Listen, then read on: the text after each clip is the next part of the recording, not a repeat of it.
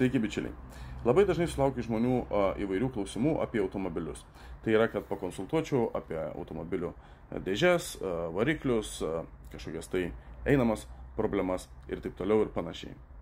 Tai tam dalykui, bičiuliai, esu sukūręs Facebook grupę, kurios pavadinimas Automanų klubas, viskas apie automobilius.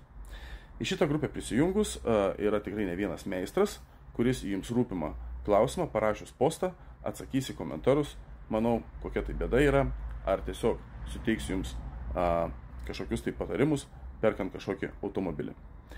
Supraskite mane, konsultacijom seniau užsimdavau, tačiau nebeužsiemu. Kodėl?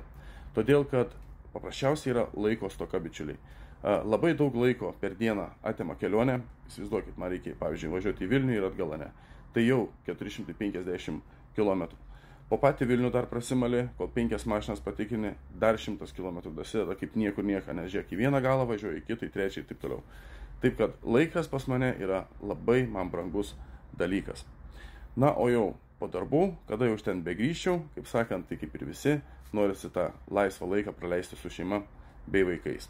Taip kad pasikartosiu, prisijunkite į Automanų klubas viskas apie automobilius grupę, drąsiai užduokite jums rūpimus klausimus ir tikrai surasite į juos atsakymus. Pasidalinkite šito video, bičiuliai, kad kuo daugiau žmonių rastų atsakymus ir nejaugi gaila, kaip sakant, kai yra gerų žmonių, kurie tikrai pakonsultuos ir paliks jūs be klausimų. Ačiū visiems ir gražios jums likusios dienos.